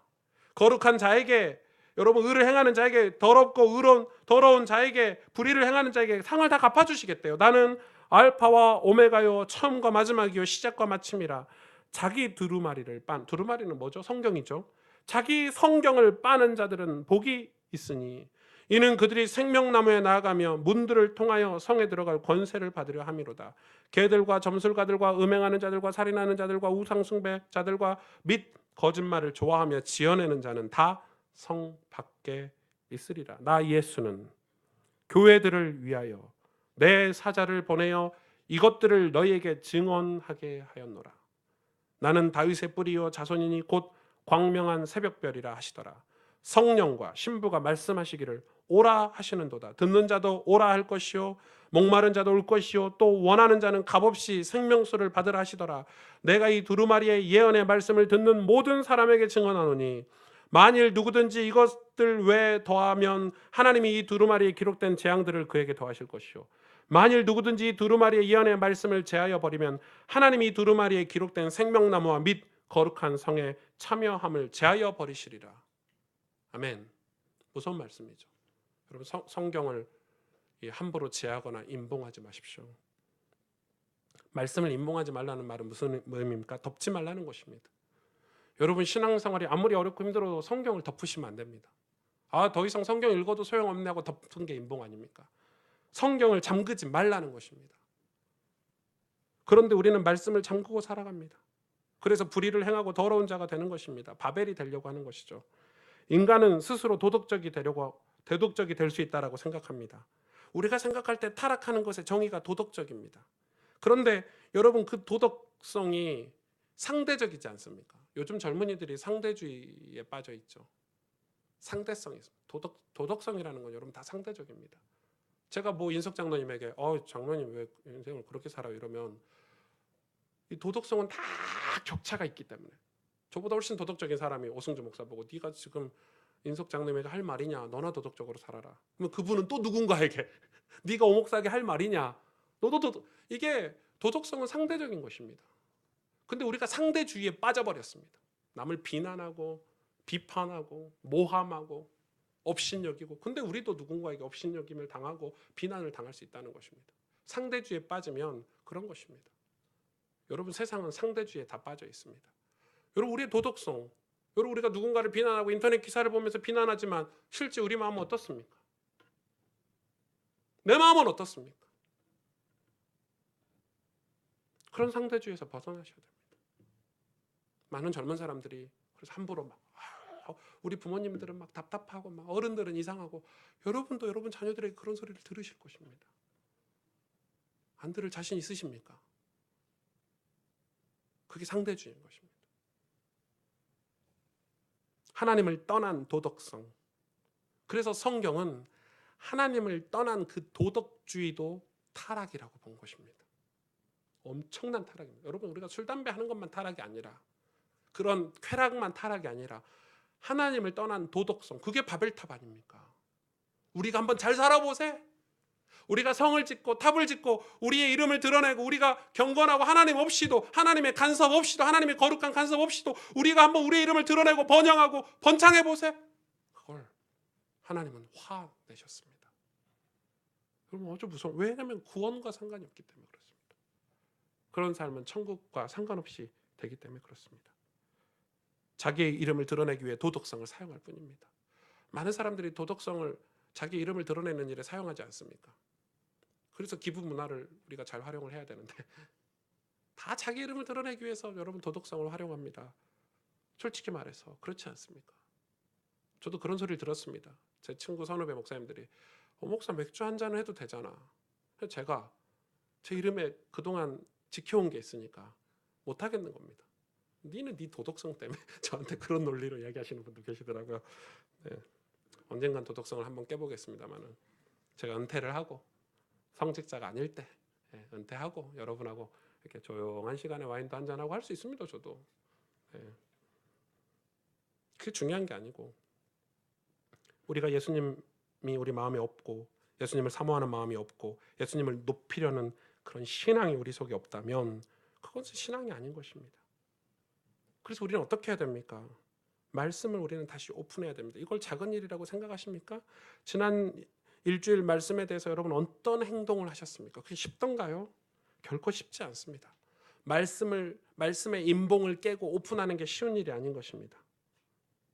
우리는 교만과 낙심이 반복적으로 우리 삶을 흔들고 쾌락과 우울이 우리 삶을 짓누르는 삶을 살고 있습니다. 저는 알고 있습니다. 우리 가스펠 교회 오시는 많은 성도님들이 일주일 동안 쉽지 않은 삶을 살고 있다는 걸 알고 있습니다. 마음의 위로가 필요하고 힘이 들고 지치고 우리가 천국을 향해서 순례자의 길을 가지만 때로는 길을 잃어버리기도 하고 위험한 맹수에게 위협을 당하기도 하고 생수 물통에 물이 떨어져서 갈증이 나기도 하고 사막과 같은 그 광야를 걸어가는데 비바람이 몰아쳐서 피할 곳이 없고 그래서 하나님은 우리에게 이 교회 공동체 주일마다 예배 공동체를 허락하셔서 이곳에 가서 생수를 얻어 마시고 지도를 다시 펼쳐서 내가 가는 천성을 향해서 가는 길이 맞는 길인지 확인하고 거기서 못 잤던 잠을 자기도 하고 마음의 위로를 얻기도 하고 똑같은 순례자들을 만나서 같이 은혜를 나누고 서로 위로가 되고 힘이 되고 그게 여러분 교회 공동체입니다. 그래서 우리가 천상의 교회를 향해서 천국을 향해서 가는데 순례자로 우리가 각자의 삶을 살아가지만은 우리는 주일날 모여서 또 우리는 거기서 힘을 얻고 위로를 얻고 또 세상에서 일주일을 살아가는 것입니다.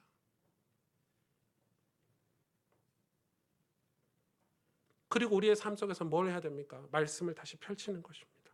오늘 영상은 진짜 중요한 영상입니다. 이 필라델피아 이글스라는 이 NFL 풋볼 팀인데 저는 이 영상을 풀로 다 봤거든요. 긴 영상을. 저는 너무 감동받았습니다. 이럴 순 없습니다. 여러분 이런 일이 미국에서 벌어지고 있습니다. 우리나라에는 이런 사례가 단 한 번도 없었다고 저는 생각합니다. 이랜드 기독교 기업에서 만든 축구팀도 이렇게는 하지 않을 것입니다. 이들은 자기들의 그룹별로 모임별로 월화수목 운동하는 주일날 교회를 가지 못하니까 각 그룹별로 월화수목 금토일 목사님들을 모시고 예배를 드리고 성경 공부를 하고 왜냐하면 누구 한두 사람의 영향력으로 시작된 그런 모임들이요.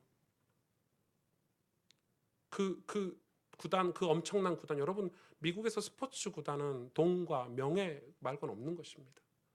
거의 많은 선수들이 돈, 명예 외에는 없습니다. 그런데 거기서 하나님 앞에 무릎을 꿇고요. 얼마나 많은 여러분 우리 직장과 여러분 현장에서 이런 교회를 세우려고 하나님 앞에 기도하시고 축복을 받으셨으면 좋겠습니다. 제가 나는 이런 교회를 세우고 싶어요 현장에.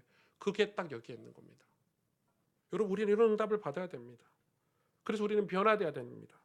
여러분 우리가 빛이 되려고 하면 반짝반짝 빛나려고 하면 사단의 배경이 우리에게 찾아오지만은 우리 안에 계신 우리는 그러면 빛이 될 수 있을 것 같은데 빛이 될 수가 없는 것입니다. 진짜 빛나는 것은 빛 대신 예수님을 모실 때 우리 인생이 빛나는 것인 것이. 그래서 여러분 성경은 예수님을 어떻게 만나고 교제하고 사모하는가에 대해서 말씀을 열라라고 가르치시는 것입니다. 성경을 펼치라고 가르치고 계시는 것입니다. 예수님을 만나는 게 무엇이냐? 눈 감고 예수님 오시옵소서가 아니라 성경을 펼치라는 것입니다. 여러분 아침마다 성경을 펼치시고 밤마다 성경을 펼치시기를 바랍니다. 신앙생활은 매우 구체적으로 해야 됩니다. 거룩한 하나님의 도시에 입성하기 위해서는 저 천국에 입성하기 위해서는 말씀을 열어야 됩니다. 여기는 두 가지 의미가 있습니다. 첫째는 말씀을 듣고 깨닫는 것이 있고 또 하나는 실제 말씀을 읽고 행하는 것이 있습니다. 그래서 첫째는 여러분 설교에 대해서 은혜를 받으려고 애를 쓰셔야 됩니다. 이 설교에 대해서 은혜를 받으려고 우리 교회 모든 프로그램은 여기에 이것을 위해서 존재합니다. 소그룹이든 모임이든 행정이든 모든 부서 사역이든 주일날 말씀을 듣고 은혜를 받아야 그 은혜를 우리 삶 속에서 지속하기 위해서 메모하고 그 말씀을 다시 듣고 그럴 여러분 시스템을 만드셔야 됩니다. 그게 첫 번째입니다. 두 번째는 성경을 매일 읽으십시오. 여러분 말씀과 동행하십시오. 매일이 힘들면 한 주에 한 번이라도 읽으십시오. 그것을 무시하지 마십시오. 여러분 한 주에 한 장만 읽어도 1년이면 52장입니다. 복음서 2권을 읽을 수 있는 것입니다. 10년이면 520권, 520장입니다. 30년이면요. 1500장을 읽을 수 있습니다. 그걸 무시하지 마십시오. 여러분 인생이 40대, 50대, 60대가 돼서 여러분 자녀들에게 성경에서 깨닫는 그 깨달음과 그 지혜를 자녀들에게 영적 무산으로 물려주시길 바랍니다. 그게 진짜 축복입니다. 근데 그것이 그 성경을 읽고 깨닫고 그 말씀 안에서 하나님과 동행하고 말씀과 동행하는 그 삶이 우리 인생의 중요한 열매를 맺게 한다는 것입니다. 내가 열매 맺어야지. 계획을 세워서 열매를 맺는 게 아닙니다. 성경을 펼쳐서 읽을 때 그 성경 안에 있는 그 하나님의 오묘하고 신비한 열매들을 우리 인생에 맺게 하신다는 것입니다. 유대인들을 보십시오. 아무것도 하지 않습니다. 그들은 오직 성경만 읽습니다. 놀랍죠. 그 문자적으로 아무 영적인 복음도 없는 그들이 성경만 읽고 성경만 교육할 뿐인데도 그들의 인생은 세계적인 삶의 축복들은 말로 다 표현할 수 없지 않습니까? 우리나라가 왜 복을 받았다고 생각하십니까, 여러분? 대한민국은 왜 복을 받았다고 생각하십니까? 그래서 우리는 앞으로 문서 사역도 해야 됩니다. 저 민족들에게 우리가 이 기도하고 섬겨야 될 저 소수 민족들에게 성경을 번역해서 제공하는 사역도 해야 됩니다. 진짜 할 일 많죠. 너무 많습니다. 그러기 전에 이 말씀을 읽을 때 지혜가 생기고 명철이 생긴다고 잠언서에 기록하고 있습니다. 그런데 대부분 행하지 않습니다. 생각만 합니다. 성경 읽어야지. 생각으로는 늘 교만, 낙심으로 갑니다. 생각은 늘 불신앙으로 가려고 합니다. 죄로 가려고 합니다. 그래서 우리 마음을 지키라고 했습니다. 마음을 지키는 게 무엇입니까? 성경을 읽는 것입니다. 제가 지금 율법을 얘기합니까? 우리가 바벨탑으로 바벨론으로 가지 않기 위해서 천국을 향해서 하나님의 거룩한 도시로 가기 위한 방법이 무엇입니까? 성경을 읽는 것입니다. 2월 말에 있을 바이블 스쿨을 하게 됩니다. 그때 성경을 읽고 묵상하는 삶에 적용하는 방법을 이 하루 동안 교육을 할 건데 여러분 우리는 성경을 읽기 시작해야 됩니다. 제가 지금 수도 없이 반복을 하고 있습니다. 왜냐하면 너무 중요하기 때문에. 여러분 삶에 어려움이 있거나 위기가 있거나 성경을 펼치십시오. 나 예수 믿고 싶은데 잘 안 믿어진다. 성경을 펼치십시오. 요한복음을 읽든 사복음서를 읽든 시편을 읽든 성경을 펼치십시오. 여러분 때에 따라서 어떤 성경을 먼저 읽어야 될지 목회자들에게 물어보시길 바랍니다. 여러분 어떤 상황에 어떤 성경을 읽어야 될지 가르쳐 드릴 수 있습니다. 성경이 번역되는데 제일 먼저 번역되는 성경은 요한복음입니다. 그리고 바로 사복음서가 번역이 됩니다. 그게 번역 순서입니다. 요한복음이 구원을 위한 성경이기 때문에 그리고 사복음서 예수님에 대해서 알아야 신앙생활을 시작할 수 있기 때문에 그게 제일 먼저 번역이 됩니다. 그렇다면 우리도 신앙을 시작할 때 제일 먼저 읽어야 될 게 요한복음이고 사복음서이겠죠. 여러분 성경을 읽으십시오. 하루에 한 절이라도 읽으십시오. 일주일에 한 장이라도 읽으십시오. 오늘 같은 주일에는 점심때 식사하시고 성경을 읽고 옆에 있는 지체들과 소그룹과 성경을 읽은 것들을 나누고 교제하시길 바랍니다. 여러분 그러셔야 됩니다. 저는 여러분 인생이 복되기를 원합니다. 저는 여러분 인생이 반짝반짝 빛나길 원합니다. 예수님 때문에. 그런데 그 방법이 오늘 요한계시록에 성경을 읽는 것이라고 그랬습니다. 이 말씀을 하나님과 교제함, 예수 그리스도와 교제함을 놓치면 우리는 무조건 신할 평지로 가게 돼 있습니다. 동쪽으로 가게 돼 있습니다. 그게 죄입니다. 계속 끌어당깁니다. 그런데 우리 마음을 지키고 우리 삶을 지키는 방법이 무엇이냐? 성경을 붙잡고 사는 것입니다. 말씀을 붙잡고 사는 것입니다. 그래서 우리 인생이 그 말씀을 붙잡는다면 하나님의 도시를 세상 사람들에게 바벨에 사는 사람들에게 설명할 수 있을 것입니다. 여러분 천국이 우리 마음에 있습니까? 우리 삶에 있습니까? 그렇다면 성경이 그 천국을 향해서 가는 길라잡이가 되는 것입니다. 여러분 성경을 읽으십시다. 목사님 이게 얼마나 중요한가요? 예, 다 아무것도 안 하셔도 됩니다. 아무것도 안 하셔도 됩니다. 성경을 읽으십시오. 목사인 저도 성경을 읽으려고 무진장 노력합니다. 그래서 여러분 1년에 나는 어떻게 성경을 읽겠다. 여러분 계획을 세우시고 영적으로 성장하기 위해서 나는 성경을 어떻게 묵상하겠다. 주일날 강단 말씀을 어떻게 은혜를 받겠다. 이런 서약서를 기록해서 여러분 지체들과 나누시길 바랍니다. 그리고 좀 괜찮다면 저에게도 좀 보내주세요. 네. 그래서 제가 알죠. 이 장로님은 성경 이렇게 읽으려고 계획하시구나. 이 청년은 성경 이렇게 읽으려고 계획을 세웠구나. 그래 한 번씩 제가 점검도 하죠. 너 계획을 그렇게 세웠던데 그렇게 읽고 있어? 이렇게 좀 대화도 되고 그러죠. 그리고 또 안 그렇다면 또 도와주고 권면하고 위로를 줄 수 있잖아요. 기도하겠습니다.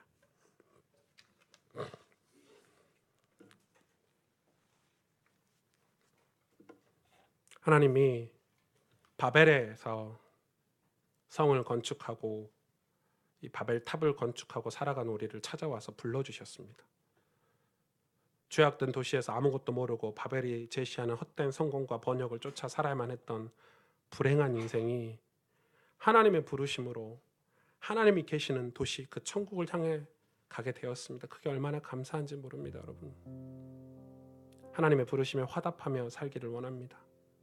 천국을, 천성을 향해서 가는 인생이길 원합니다. 혼자 갈 수 없어서 하나님이 예수 그리스도와 동행하도록 복음의 길을 우리에게 열어주셨지 않습니까? 매일 말씀으로 찾아오시는 예수님과 교제하여 우리 마음이 바벨에 빼앗기지 않고 천국의 영향 아래 살아가도록 우리는 기도해야 되겠습니다. 그래서 세상의 천국의 소망을 나누는 아름다운 인생이 되고 아름다운 공동체, 아름다운 가족, 아름다운 교회가 되도록 우리는 이 시간 기도해야 됩니다. 하나님 우리를 택하셨습니다. 왜요? 우리를 통해서 하나님이 이루실 일이 있기 때문에 그렇습니다. 그 부르심에 화답하는 것이 예배를 드리는 것이고 그 부르심에 화답하는 것이 우리가 매일 성경을 펼치는 것입니다. 성경을 임봉하지 않아야 됩니다. 두루마리를 그냥 먼지가 쌓인 채 두어서는 안 됩니다. 매일 빨아서 또 빨고 또 빨아서 그것을 읽고 지키려고 노력하는 것이 우리가 천성을 향해 가는 순례자의 삶인 것입니다. 하나님, 우리가 이 천성을 향해서 가는데 예수님과 동행하길 원하고 매일 말씀으로 찾아오신 그 말씀과 동행하길 원합니다. 이 시간 우리 한 마음으로 하나님 앞에 간절히 결단하며 기도하겠습니다. 하나님 감사합니다. 주님, 성령으로 역사하시고 인도해 주십소서. 성령께서 우리를 붙잡아 주시기를 원합니다. 우리에게 신령한 복을, 하늘의 신령한 복을 우리에게 주신 줄 믿습니다. 하나님 말씀을 우리가 붙잡고 약을 붙잡고 살기를 원합니다. 그런데 우리는 바벨의 유혹과 그 바벨탑이, 그 바벨론이 우리 삶의 세상에 가득한데 그 속에서 하나님의 부르심에 화답하며 살기를 원합니다. 하나님, 그래서 우리를 바벨에 머물러 들지 않게 하시며 저 천국 천성을 향해서 살아갈 수 있는 복된 자녀로 부르주시니 감사합니다. 천성을 향해 가는 인생이길 원합니다. 하나님의 부르심에 화답하며 살기를 원합니다. 그래서 주님이 우리에게 함께 동행하기 위해서 오셨고 말씀으로 매일 찾아오시는 예수님, 그 예수님과 교제하여 우리 마음이, 우리 삶이 바벨에 뺏기지 않고 천국의 영향 아래 살아갈 수 있도록 하나님 복을 내려 주옵소서. 하나님 말씀을 펼치길 원합니다. 임봉한 말씀을 다시 열기를 원합니다. 하나님 우리 삶의 성경을 다시 펼치기를 원합니다. 그래서 하나님 천국의 소망을 세상에 나누는 아름다운 인생이 되길 원하오니 하나님 저희들을 축복하여 주시고 역사하여 주시옵소서. 주님, 제가 개인적으로 제일 사랑하고 좋아하는 찬양이고 아마 제 인생에 가장 많이 불렀던 찬송이 아닌가 싶은데요. 오늘 이 말씀을 우리가 묵상하면서 하나님이 우리를 선택하신 그 선택의 은혜가 얼마나 큰지, 어둠에서 우리를 불러내신 그 은혜가 얼마나 큰지, 그래서 예수 그리스도 안에서 하늘에 속한 신령한 복을 저와 여러분에게 주시려고 하시는데 우리가 그 은혜를 좀 받아야 되겠습니다. 함께 고백하십시다. 창조주 나의 하나님, 창조주 나의 하나님, 창세 전에 나를 택하사 그네 영광을 찬송하기 위하여 나를 선택하셨네. 미리 정하신 뜻대로, 미리 정하신 뜻대로 어둠에서 나를 불러내어 하나님의 약속에 자녀 삼아 주시고 주의 뜻을 내 안에 이루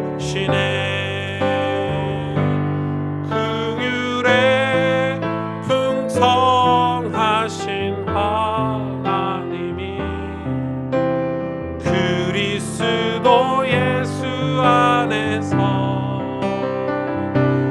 하늘에 속한 신령한 복을 주시기 위해 날 구원하셨네.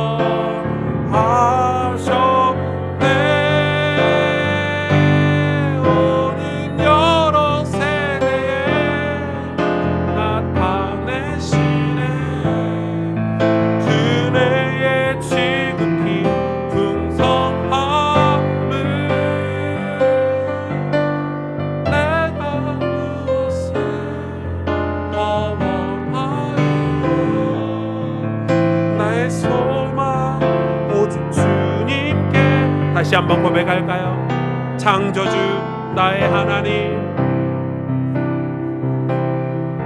우리의 믿음을 다해서 고백하십시다. 창세전에 나를 택하사 그네의 영광을 찬송하기 위하여 그네의 영광을 찬송하기 위하여 나를 선택하셨네. 선택하셨네. 아멘. 미리 정하신 뜻대로 미리 정하신 그대로 어둠에서 나를 불러내어 하나님의 약속에 자녀 삼아 주시고 주의 뜻을 내 안에 이루시네. 긍휼에 풍성하신 하나님이 하신 하나님 그리스도 예수 안에서 그리스도 예수 안에서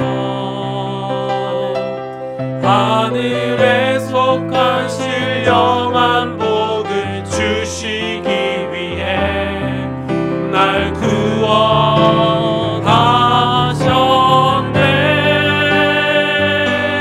오는 여러 세대에 나타내시네.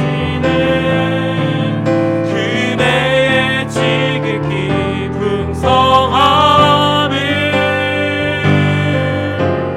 내가 무엇을 더 원하리요.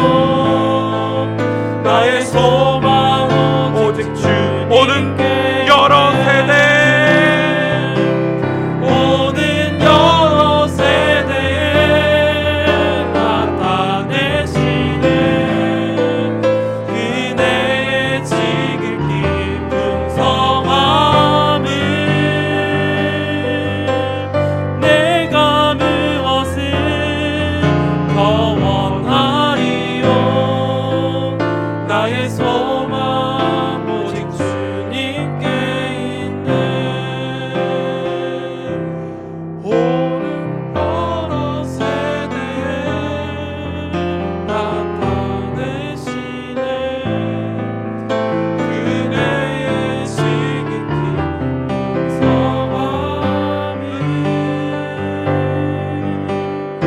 내가 무엇을 더 원하리요.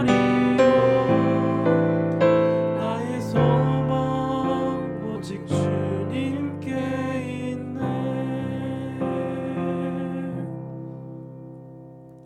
주님, 우리를 바벨에서 불러내어 주셔서 감사를 드립니다.